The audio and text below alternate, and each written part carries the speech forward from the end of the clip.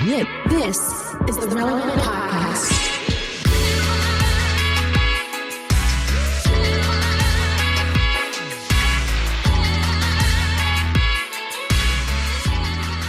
It's episode 1115, and it's the Relevant Podcast. Here in Orlando, I'm your host, Cameron Strang, and joining me from Loverland, Virginia, is Jesse Carey. Hello, hello. From Nashville, Tennessee, artist, producer, mogul, Derek Miner. What's happening? Right there down the road, our managing editor, downtown Emily Brown. Hey, y'all. And from LA, he's back. It's Marty. Hey. No. No, it was like a stutter. I thought I was trying different ones every episode. Sounds gross. I'm unsettled. We have a great show in store for you today. Coming up later, we talk to Julie Chen Moonves. For those of you who are Big Brother fans or fans of the talk from the 2010s, you know Julie. Did you know she has been hosting Big Brother since the first episode in July of 2000? Yeah, I do know. Yeah. What's her name? What's the show? Big Brother? I've never seen that show. Big Brother. Yeah. Oh, I think you would love it. Loves it. It's a fun one. I heard it was great. It's just a bunch of people getting in a house together for like a summer and doing little like challenges and stuff. But like, it's like Survivor, but in a bougie. house. Okay, you know what though? But there's an actual show on Netflix that is literally Survivor combined with Big Brother, and it's called Surviving Paradise. And I just watched it, and it's literally like these 20-somethings that are plopped into. There's this luxury villa. Somebody's going to win a couple $100,000, and you're voted in and out of the luxury villa, and the people who voted out have to go survive in the jungle. Oh, that's kind of and cool. And then you get opportunities to get back into the villa, and you have to be part of the villa crew to ultimately win the $200,000. So it's all about alliances and stuff. It's actually a really good show if you watch. It's like really a merging of all these other competition alliance shows that are out there. It's a great show. Big Brother. All right, so Julie Chen's not the host of that, but she is joining us. Why is she joining us other than just being famous? She has a new book that she told about a radical salvation experience she has. She's now a believer, and she's talking about her life transformation, and we want to talk to her about that. So there you go. That's cool. At the end of the show, we have Epic Battle coming up. It's a fall-themed edition, so I want to get to that for sure. We have slices and stuff. But before we get going, Jesse, I wanted to ask you, following up on last week's show, how did Dana enjoy being the seagull? And have you seen videos? And do you feel she did a good job? I feel like she did a great job. As people know, last week, it was the elementary school was looking for volunteers to be the seagull mascot for the Booster-thon. I was asked by the security guard I was told they have a last minute opening and that I could fill that opening, but I told them no because it conflicted with podcast recording time. So I had to decline being the seagull, but they had an opening during the podcast recording. I got a text from my wife, Dana, that said, guess what? I'm going to be the seagull. Now I was outraged by this because I felt like they asked me first, and they should have found another time for me.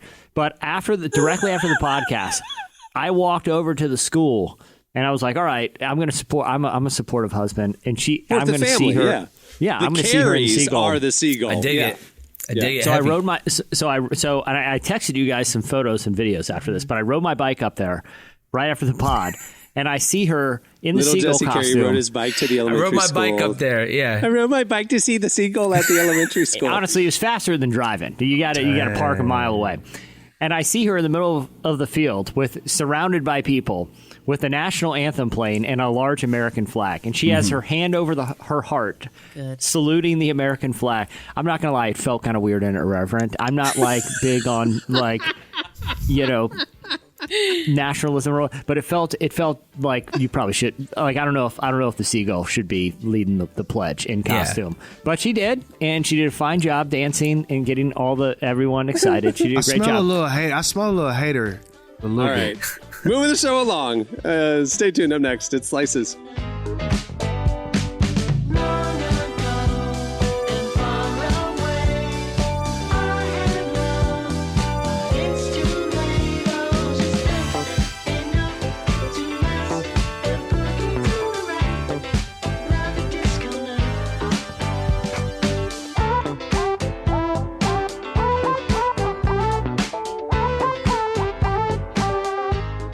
You're listening to Video Age. The song is Just Think.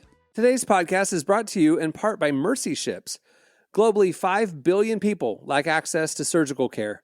In sub-Saharan Africa, there's only one surgeon for every 200,000 people. Mercy Ships provides free, life-transforming surgeries for people who have little to no access to medical care. They help the blind see, straighten twisted limbs, remove deadly tumors, treat cleft conditions, and so much more. With state-of-the-art hospital ships, they provide safe surgery to children and adults living with treatable conditions, and it's completely free of charge. They do all this work with an all-volunteer crew of professionals who donate their time and talents. Surgeons, stewards, nurses, engineers, and more make the world a better place. Your donation today provides free, safe surgeries to people in desperate need of help. All gifts are matched, so please donate today at mercyships.org/relevant. Okay, it's time for Slices. What do you have, Jesse? All right. This was going around. A lot of people on TikTok were really confused this week. People were sharing that they couldn't find the seahorse emoji in their collection of emojis. Now, how many of you guys remember ever receiving or sending an emoji of a seahorse? I have sent an emoji of a seahorse. Why? What was the context? Why would you send I used to just like send random emojis that had nothing to do with tech. I just thought that was funny. Well, here's the thing, Emily, and several tens of thousands of TikTokers. The seahorse emoji has never existed. And it is an example of the Mandela effect. Because like Emily, there are thousands and thousands of people who have sworn that they have sent a seagull before. Wait, seagull or seahorse? I'm sorry, seahorse. And they are certain that there was a seahorse, but it has never existed. Now, like I said, this is an example of what they call the Mandela effect, which is a collective memory that a lot of people have of things that just don't exist. So a couple other examples are a lot of people swear the Monopoly man has a monocle. He doesn't and never has. A lot of people remember Curious George having a tail. Curious George has never had a tail. Another example is, really? You guys remember that when Sinbad was in that genie movie? Yeah. I remember that one. He was never in a genie movie. Right. He was never in a genie movie. It's a collective mismemory, just like the seahorse emoji. You know what, though? You know where I think it's from, though? Okay, hear me out. Around the same time that we were enjoying Monopoly, we were enjoying other things. And when they'd make fun of those things, they would have the pieces. So, for instance, right on Ace Ventura, and the guy had the little monocle, and he's like, look, it's the Monopoly guy. And then people made that into like a rolling joke. So I almost feel like it was us, our own contributions in the generation, making people assume. Okay, wait, that, I do want to clarify. I don't know. This seahorse emoji is only on Slack, which at my old job I did use. So I think that's where I'm thinking of, like on iOS, like iPhone, it doesn't have that emoji, which is dumb. It should definitely have a seahorse emoji. Mandela effects always like send me into like a spiral or a crisis, because it's just like everything. I start questioning everything I've ever thought. Why is it called the Mandela? It has nothing to do with Nelson, right? No, it does. Yeah, it does because there was a collective. A lot of people have a distinct memory of Nelson Mandela dying, and it was at a time before he was dead. Died. Before he died. But it was a collective mismemory. Oh, I feel like we all got quiet for a second because we all were looking respectively in our own like Mandela, like what's going on here? Like, is this real? Like, we're all like got quiet on the podcast because we're all like researching what you're saying. Researching. Wow. Yeah. It's funny. All right. Slices. What do you have, Derek? So we all know about global warming, right? We know about, CO2, things like that are messing up the Earth's atmosphere. But here's another thing that we have to be concerned about. It's salt. Apparently, the Earth is becoming more salty, and it's messing with our freshwater supply. So, one of the main reasons for the Flint, from what they say, the water turning brown in that area is because of the saltiness. I guess that's what the water filtration plants are supposed to be helping us with, is getting sodium out of our water. So the Earth is becoming more and more salty, and it's starting to affect our our fresh water. So they say that it's not one of those things that's like sexy, like a meteor or global warming, but they said this is a real actual issue. No one's talking about it. And what's the solution? What do we do? Cook more steak, salt. Sure. I don't know. I'm doing my part. I'm doing my part. I don't even know how to fix the saltiness. Is this why people are probably saltier, pettier now? Very much so. But yeah, he doesn't. There's no clear. They just said it's just basic human activity. Just we're doing so much stuff. Activity. We then sweat saltiness, and then it evaporates into the air, goes into the fresh water. That's it. Because there's more people now. I don't know, but apparently there's a salt cycle that none of us knew about. Wow. And our salt cycle has been increased. I mean, someone's going to get rich inventing the thing that fixes it.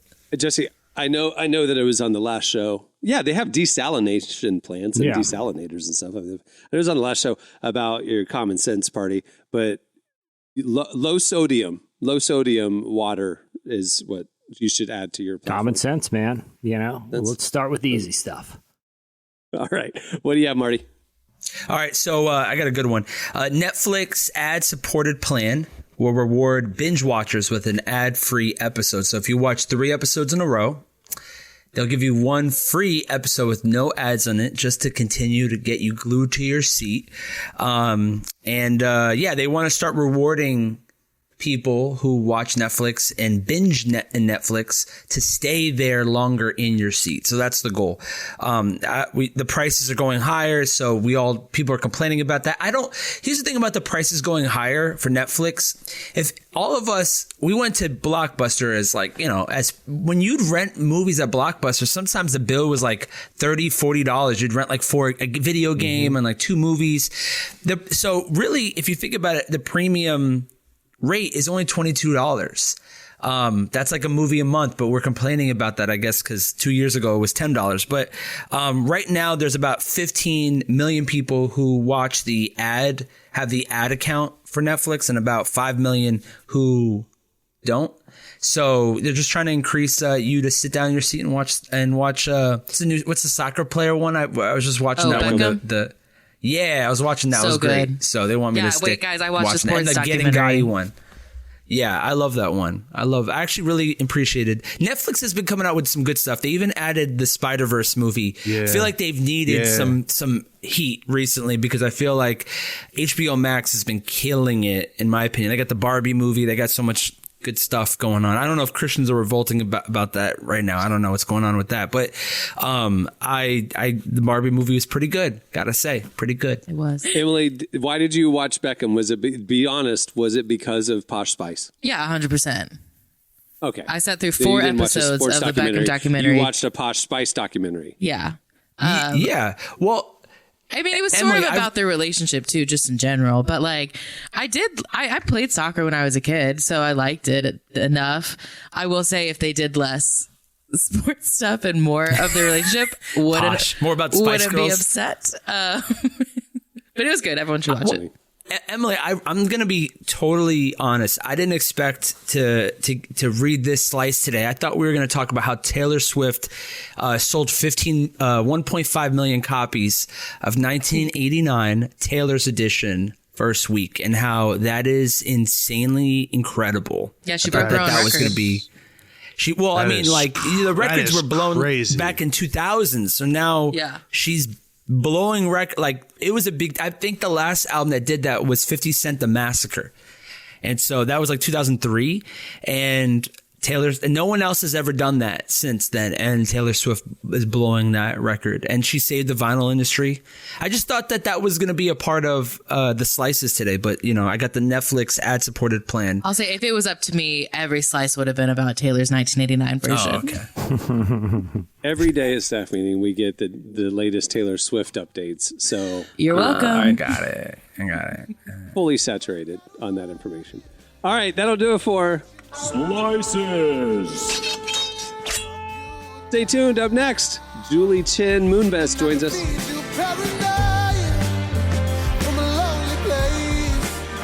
But I gotta warn you, couldn't be more straight.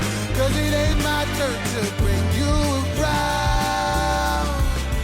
No, it's paranoia.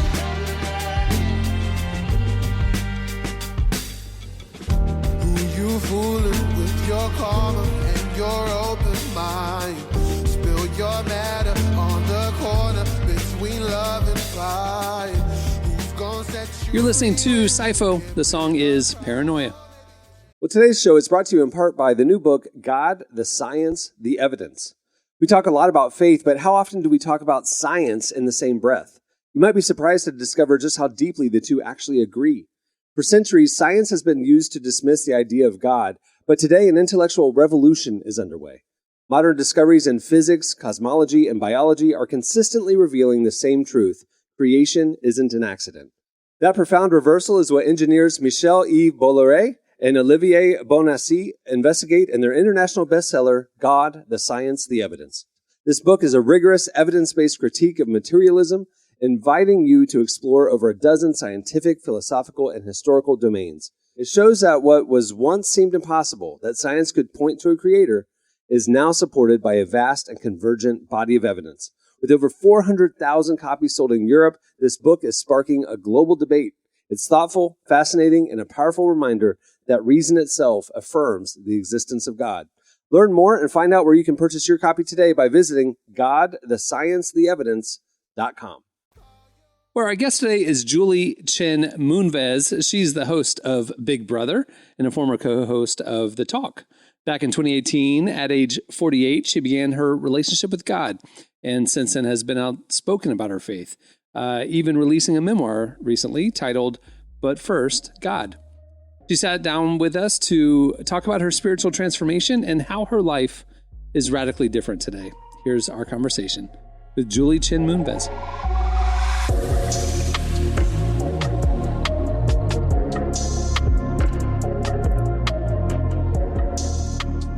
You just released a memoir about your spiritual journey. So why do you feel like now is the time to talk about it? Well, it's funny because it wasn't my idea to do this at all. The way it came about was that I decided during the pandemic, when it first started, in 2020, because I was about a year plus into my walk with God, that I wanted to read from cover to cover all 66 books in the Bible. And I found that very daunting. So I thought, well, I can listen to it. And I couldn't find a version that I found easy to digest. And all the versions that I had heard, whether they were the King James Version or not, it sounded like Shakespeare. So I called Simon & Schuster because in 2018, I wrote a children's book called When I Grow Up, dedicated to my son, who was born in 2009. Who knew how long books take to get published? It was written for his age group when we started, and he grew out of it by the time it came out.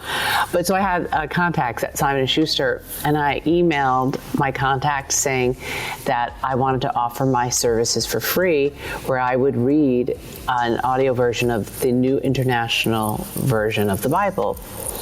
And I thought, well, then I'll also, selfishly, I'll accomplish what I want to accomplish.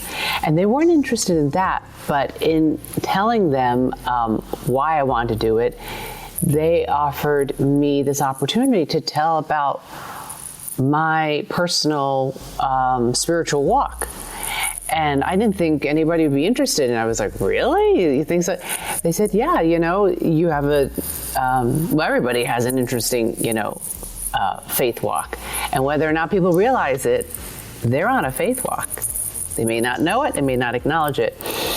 So that's how it came about. And then I went into it a little bit unsure, but I came out of it thinking oh, this is just the beginning. There's so much more to say. This is just where I am right now. Because I'm 5 years into my walk with Jesus, and I would say, so I'm probably an elementary school person. I started out crawling, learning how to walk. So I'm probably I don't know, a third grader right now. I have so much, more to go.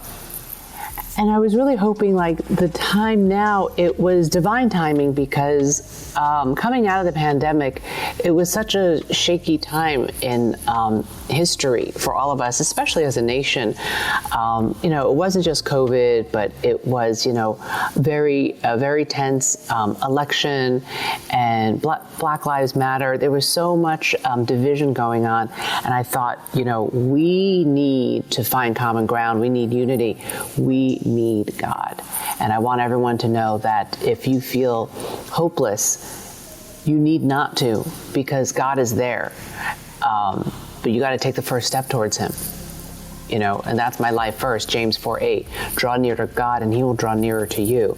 So this is the right time, because I think the pandemic gave us all time to reevaluate our lives, to really look at how we're living, and to see, and to say to ourselves, is this the way I want to be living? And what is my purpose?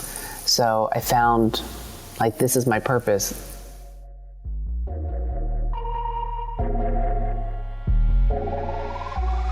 Well, sort of taking it back a step, what led you to your faith in the first place?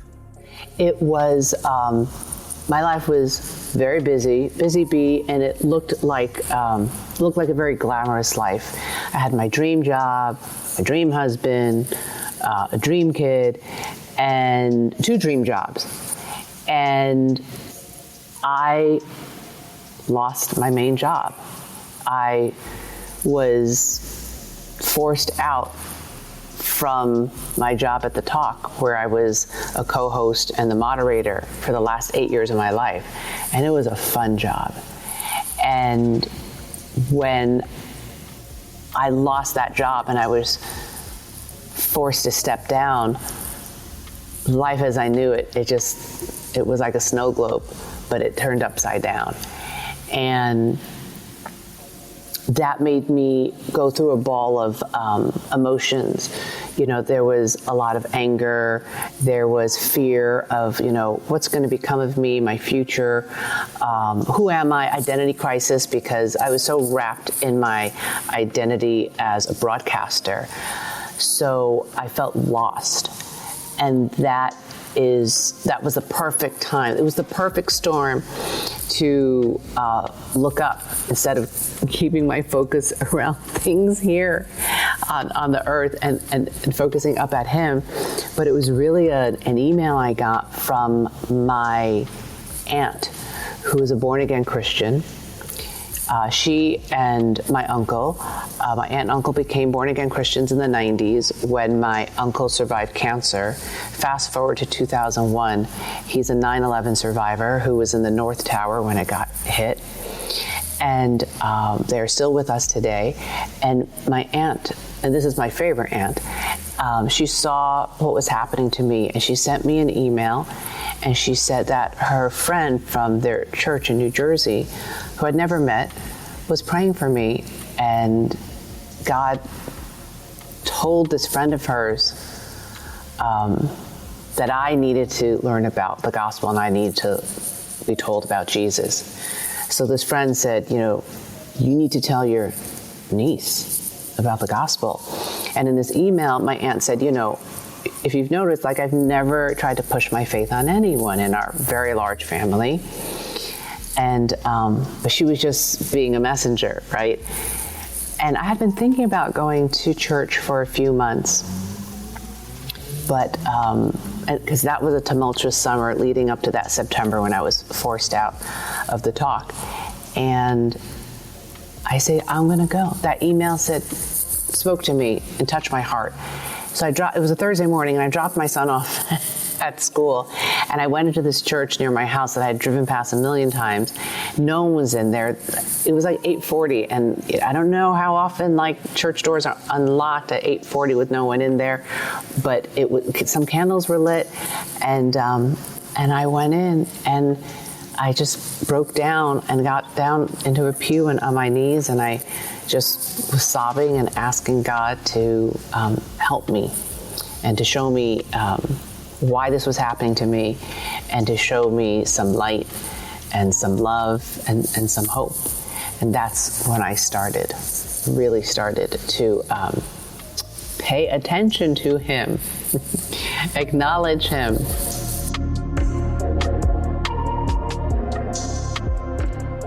Okay, well, now that the story is out there, what do you hope people take away from it? I hope that they are, they're not intimidated. There is no right or wrong way to pray. You just got to start doing it. It's just communicating with God. You can do it when you're driving. You do it in your head. You can do it when you have insomnia. You can do it when you wake up in the morning. And when you're talking to yourself and you think, oh yeah, I started talking to myself, or I talk to myself all the time, you're not talking to yourself. You're actually talking to God. Okay, He's always listening. I want people to know it's never too late, that He is our only true source of hope, that if you want to live with hope and positivity, you need to invite God into your life, and you really need to spend quiet time with Him. You need to sit still. That's when you can hear Him, and to study His Word. And it's a journey that once you get on the track, it never ends. It only brings us home. And each day, when you grow closer to God and feel His presence, you will have more and more peace. That is the constant hum in your life. There will be ups and downs. There will still be, stumbling blocks. But when that happens, you're going to have hope, and you're going to know that God is going to get you through it, and that you are not alone. And He either allowed it or ordained it, and you have to grow stronger from that, with His help guiding you, holding your hand. So that's what I want people to take away. It's never too late, and have your own personal relationship with Him. It's the best relationship you're ever going to have. God can't do everything, and we should be thankful He can't do everything. He cannot lie. He cannot break a promise. He cannot be untrue. He cannot be unfaithful. So all those things that God cannot do, hallelujah. Thank God He can't. He is so faithful. He'll be your best friend.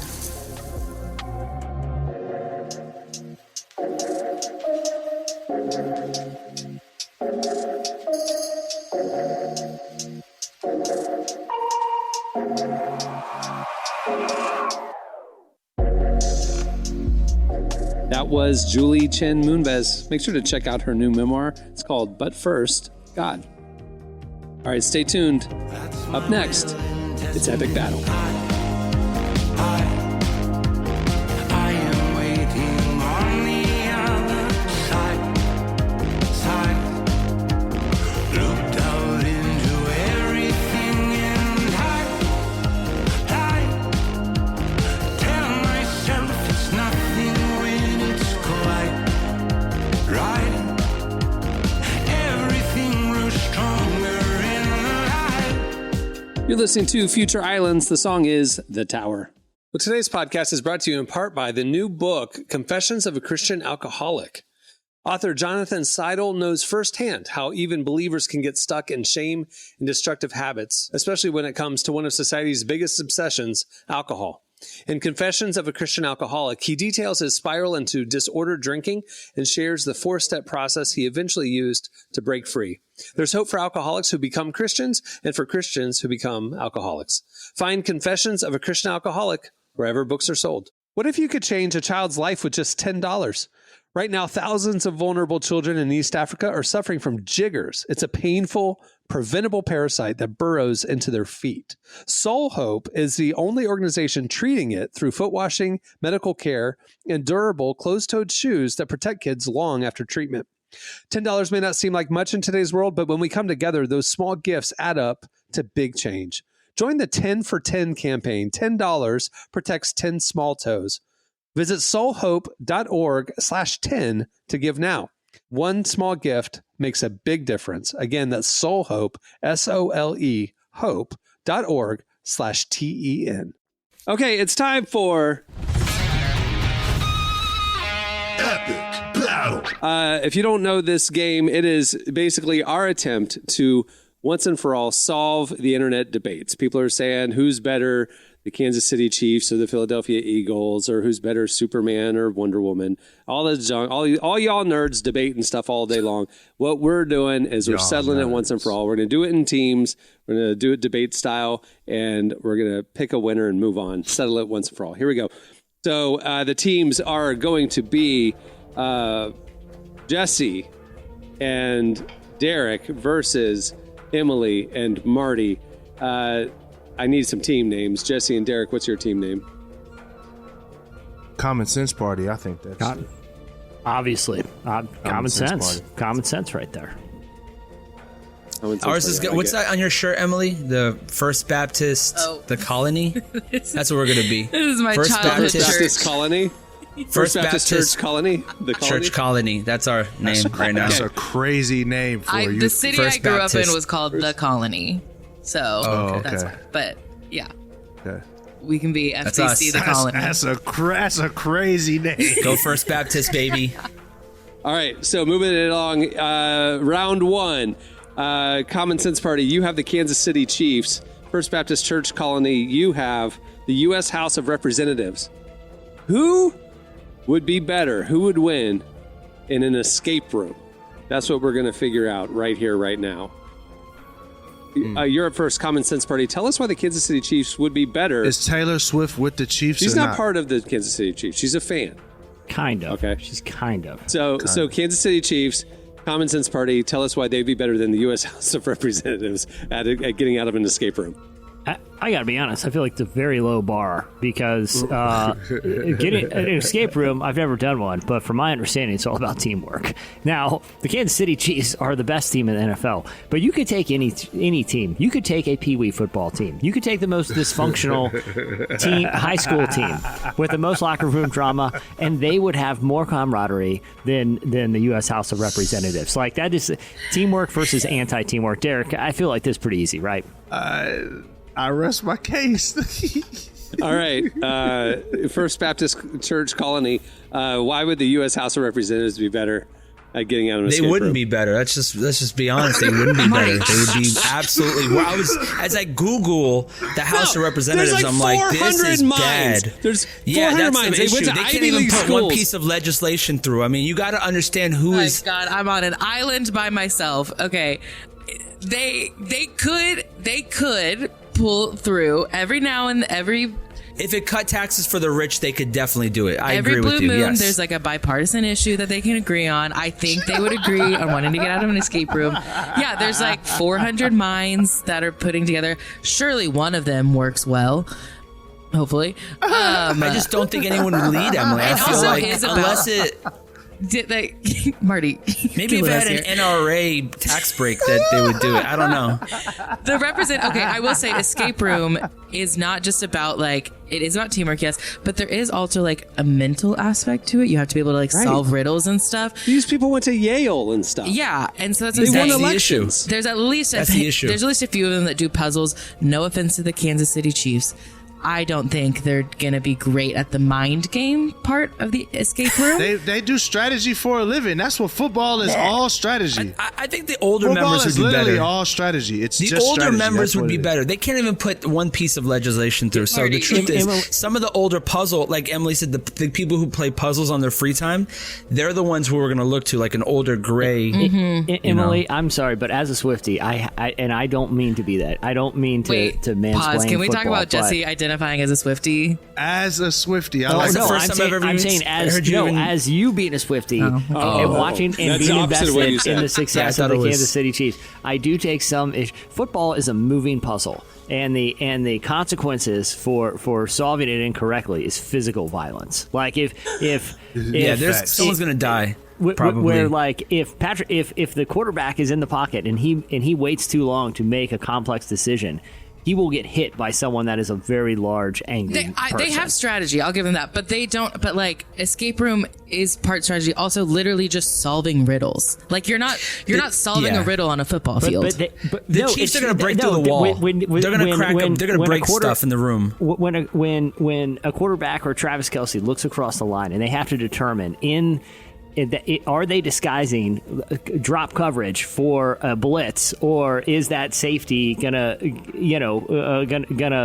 back up the corner, or is it a 3-4-4-3? That is a moving puzzle, and I don't think the U.S. House of Representatives could solve a table puzzle together. The Chiefs are going to be angry. Let us know what you think. Who do you think? Yeah, the Chiefs are going to be angry. They're going to break the candlestick off the wall. They're gonna just make a hole in the wall and walk out. That's what's going to happen. At least our people will, they'll fight about it, but they want to get out. They want to go home to their luxury vehicles and their Teslas and their mansions and stuff. I came into this open-minded. I'm going to rule a verdict here. Neither of you convinced me, but I do think the Kansas City Chiefs, I think, would get out more quickly than having 400 largely old white men arguing about. You're going to get George Santos to figure this out. You know what I'm saying? Like, look what I'm working with over here. Come on, guys. Yeah. What are we working with here?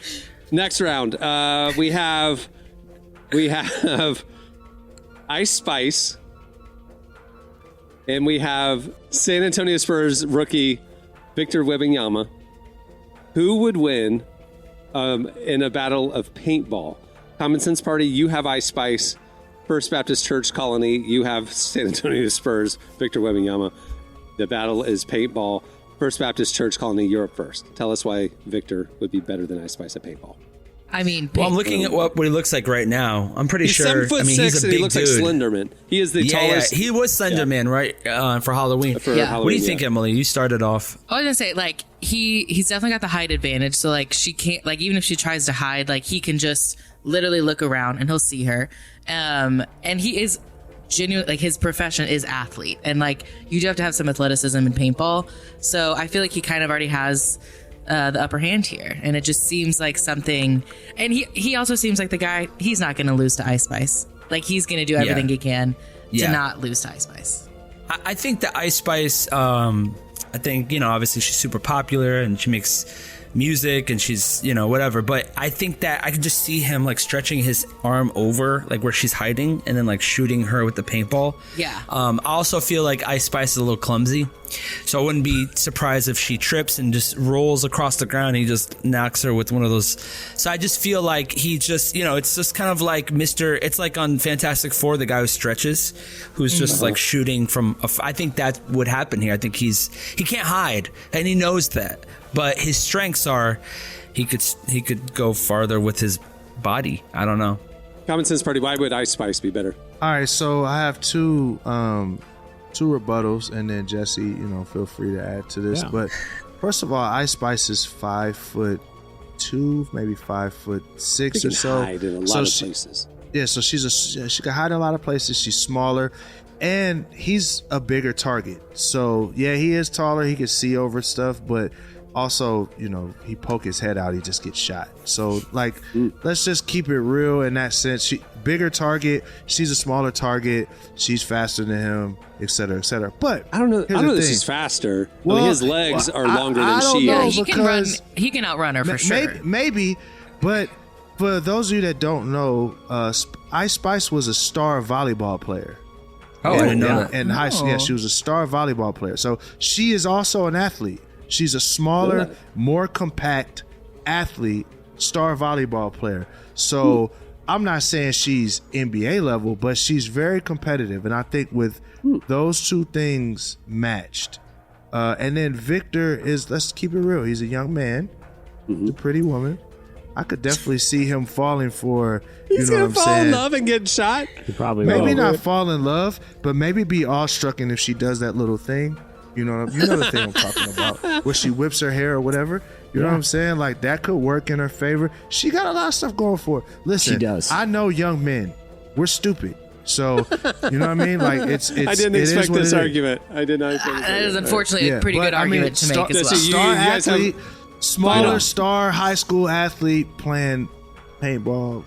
Victor's the type of athlete who he probably gets shot but still keeps walking like he didn't get shot, and just to scare Ice Spice, like he's just that he just keeps she's shooting him. In other words, he's just walking to kill her like Slenderman. Yeah. The other thing too, I call this the Mario Kart. It's a Mario Kart principle. If you're playing Mario Kart, you want to be that little mushroom guy, or you want to be Princess Peach, because they're the smallest.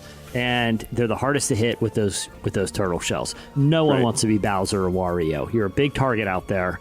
The Mario Kart principle applies here. There's more of him to hit. Okay, you guys. That's a good point. I was thinking a professional athlete versus a singer. You didn't convince me. You convinced me. Ice Spice will totally win. So they convinced me. I'll be honest with you, Cam. Common Sense Party. All right. That'll do it for the fall edition of Epic Battle. Epic Battle. Well, before we wrap things up, I want to thank Julie Chen Moonves for joining us. Make sure to check out her new memoir. It's called But First God. It's available everywhere. Also, head over to relevantmagazine.com. Every weekday, we are covering the intersection of faith, culture, and everything in between. Make sure to follow us on all the socials. For an ad-free, unlimited experience, make sure to sign up for Relevant Plus. Plans start as low as $250 a month. And keep an eye out for some new stuff coming your way. All right, on that note, we'll wrap it. I'm Cameron Strang. I'm Jesse Carey. I'm Derek Miner. I'm Emily Brown. I'm Marty. There you go. We will see you on Friday. Have a great week, everyone.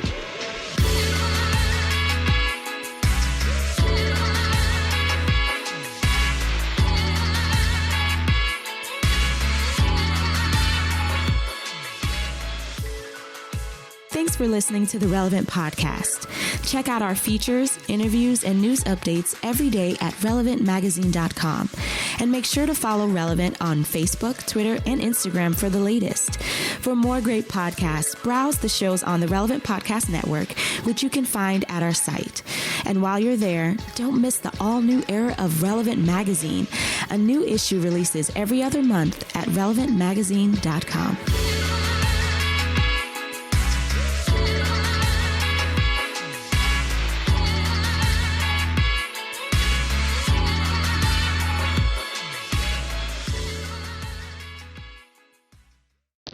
I'm sorry, but as a Swiftie, I don't mean to be that.